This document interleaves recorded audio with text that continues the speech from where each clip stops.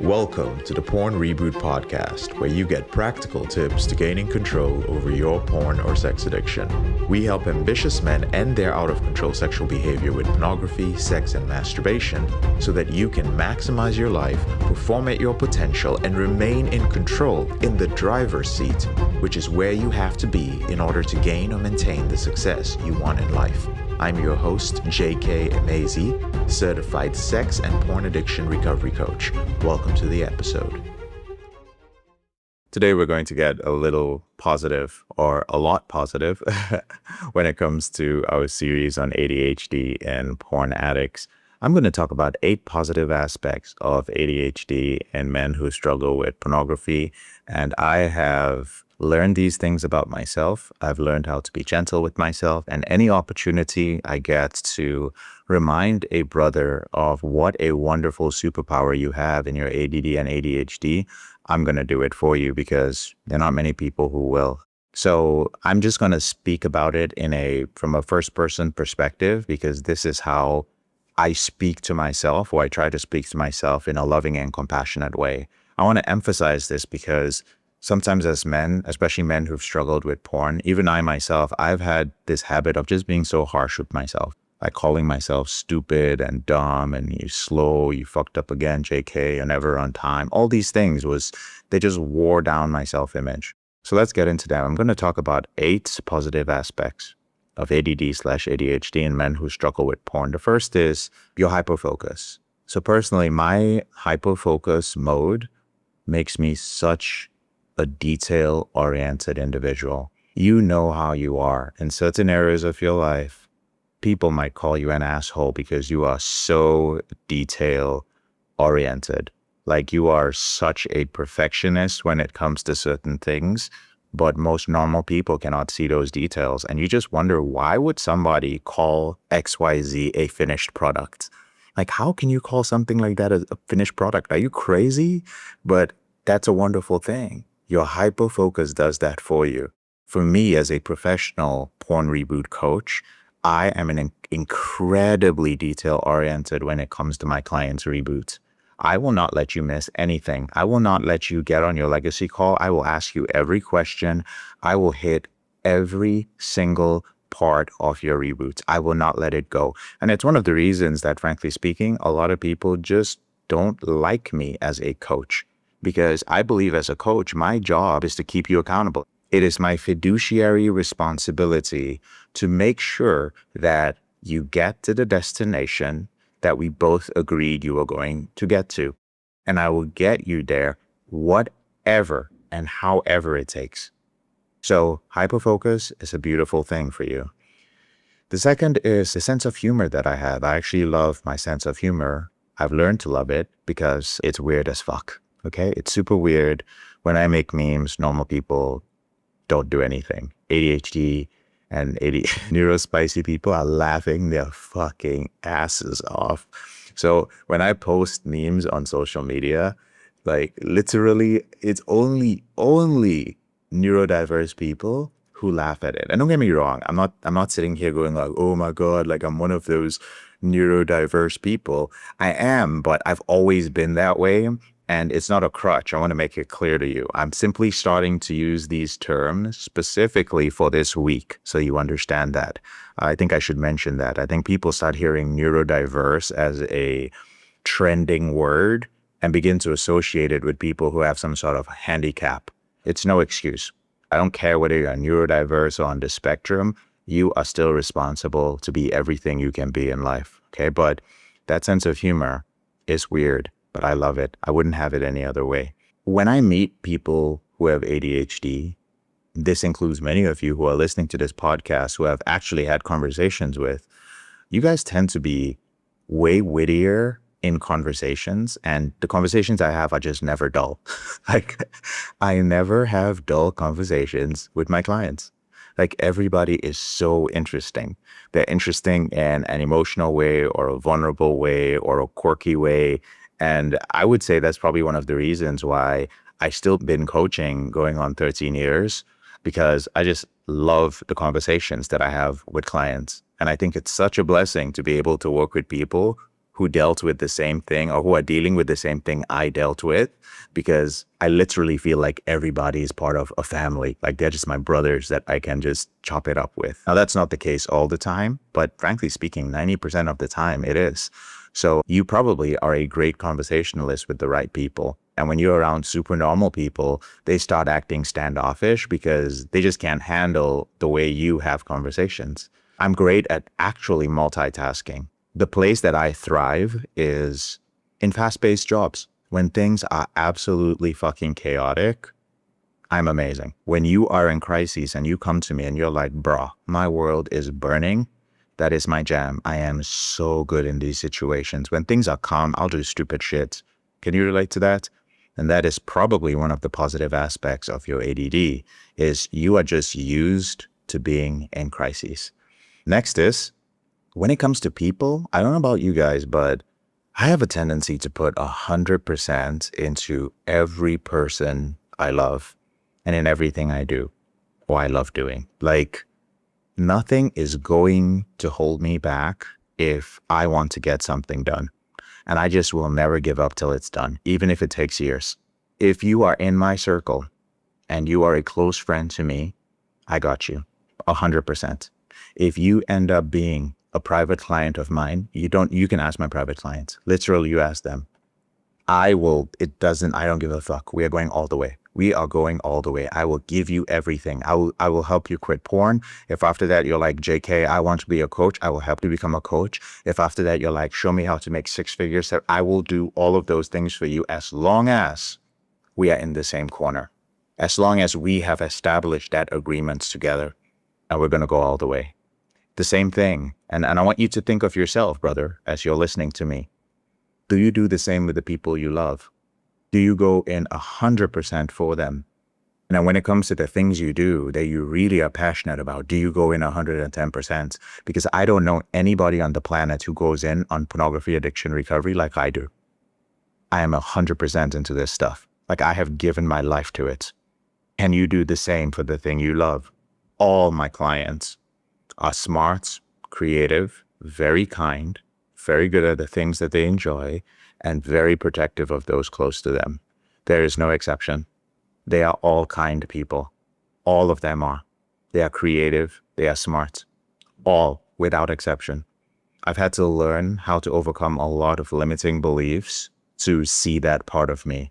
And if you're listening to this and you don't think you're smart and you don't think you're creative and you don't think you're a kind person, I really think don't even become a part of Porn Reboots. Just start off with our ADHD Reboot program, which is a lot more affordable because it's run by Dr. Rankin. I pop in there to teach some of the practical ways that I've learned from him to manage my life. And it's a very compassionate, loving place where you can be around people who their entire life they have been told that they are slow, they're not smart, they're not creative, but they are probably among the most brilliant men you will ever meet. And it's a wonderful, kind place to begin rebuilding your self-image and reframing your ADD or ADHD as a superpower instead of whatever it is you're labeling yourself as now. Did you know, random fact, that the CIA prefers individuals with ADHD to be spies? Did you know that? That is an actual fact. You can look it up. Most spy agencies or undercover agencies prefer individuals with chronic ADD or ADHD because they can process information faster and more easily. Your ability for pattern recognition is stupid. It is so good. I even have people who have showed up on my calls. These are clients, and they can literally tell when I'm going through something, especially those who have worked with me for a long time. That is very, very powerful. Pattern recognition off the charts. And then the final positive aspect of ADD and ADHD when you're struggling with porn is back to that intense sense of pattern recognition. This pattern recognition, I want to emphasize, it is one of the reasons why individuals with ADHD and ADD respond so well to our program, because we teach you how to be deeply self-aware of your urges. The moment you become deeply self-aware of your urges, you start recognizing all the patterns that a normal person in a normal recovery program would never notice. You notice things about yourself. There's only one downside to that. you have a tendency to notice those things. And instead of using those things to set up boundaries and use tools so that you don't slip or relapse again, you instead hyper focus on fixing those things. So that's where the program comes in. So you don't run off because you recognize, like, oh, I have a rumination problem. I need to go work with the therapist to fix that rumination problem. Then a few months later, you're like, that's wonderful. I'm ruminating less, but I'm still slipping to pornography. And we're like, yeah, because you didn't wait to identify all the other things. You identified one thing. You became so excited with your excellent pattern recognition that the first thing you wanted to do was solve this new problem. You hyper-focused on a new problem. And that's why something like Porn Reboot teaches you how to be very patient with these different things and work in seasons. In the next episode of this, I'm actually going to talk about themes and seasons and why that is so important for those of us who have ADD and ADHD, because we can easily piss away our lives just running down the track, doing one thing for 8, 9, 10 years because we don't recognize we are not normal people. We don't recognize that we need to work in blocks. If you are hyper-focused on building a family and being a great father, then you actually need to be very intentional about that. You're like, this season of my life for the next decade, I am working on XYZ. Some of you have heard me say that I nailed my 30s, and that was because in my late 20s, I began to identify my ADD and ADHD tendencies. I learned how to work in themes, and I decided, okay, cool. I'm going to have to be very courageous about what I do in my 30s, because if God willing, I'm alive in my 40s, I want to set myself up to live a certain way. And so I became extremely intentional about everything I did in that decade. And now at the age of 42, I have set myself up to be exactly where I wanted to be. It is not perfect because God and the universe has its own plans. But if I did not recognize my ADD and ADHD tendencies, self-image issues from my past porn use, and purposefully design a life for my type of brain, I would not be here. Trust me on this. You do not want to follow the neurotypical or the normal path because it will seem extraordinarily hard for you. You will always wonder, my God, how is it that people raise kids, have a wife, manage their finances, take care of their yard, save money, look for a second job, stay fit? You're just exhausted, tired, and burnt out all the time. And then you're worried about health issues. And it gets worse as you get older and older. That's because your brain is not designed for that. I've often said that the ADD, ADHD brain is a supercar. It's not a normal car. It's not meant to be driven every day. It's meant to be driven in short, fast sprints. It's meant to be taken care of in a different way.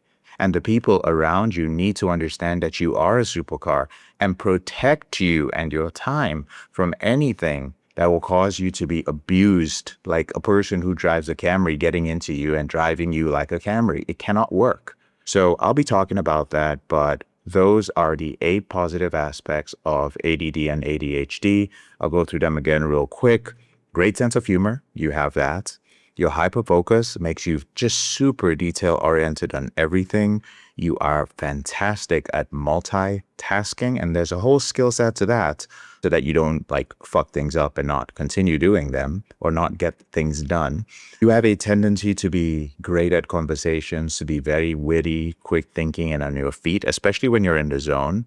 You are very creative. You're a kind person. You are smart. And you are very good at the things you do. You're also very protective of people who are close to you.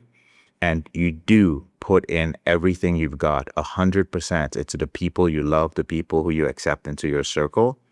Recognize that there are various governmental organizations, high-level companies, high-level roles. They will not tell you this, but they screen for ADHD tendencies, especially those people with ADHD tendencies who have learned to manage them, because then you become a weapon. They won't even touch a person who hasn't learned how to manage their ADD and ADHD, but you become such a valuable asset to certain people who screen for that. And finally, you have such an intense sense of pattern recognition.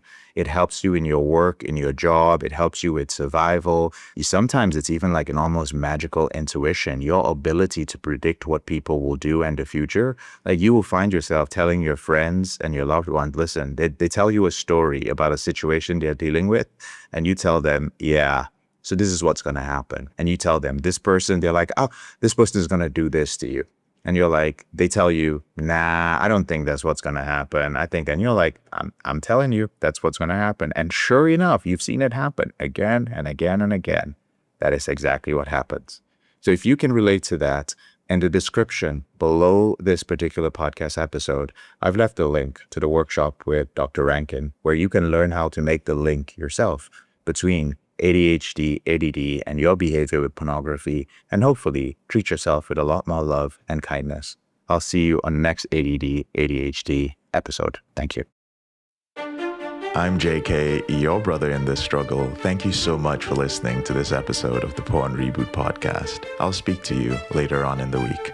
If you found this episode helpful, here are 4 ways I can help you with your out-of-control sexual behavior for free. The first way is to grab a free copy of my book, Confessions of a Porn Addict, 7 Secrets of Porn-Free Men at elevatedrecovery.org, or visit the link in the description below this episode.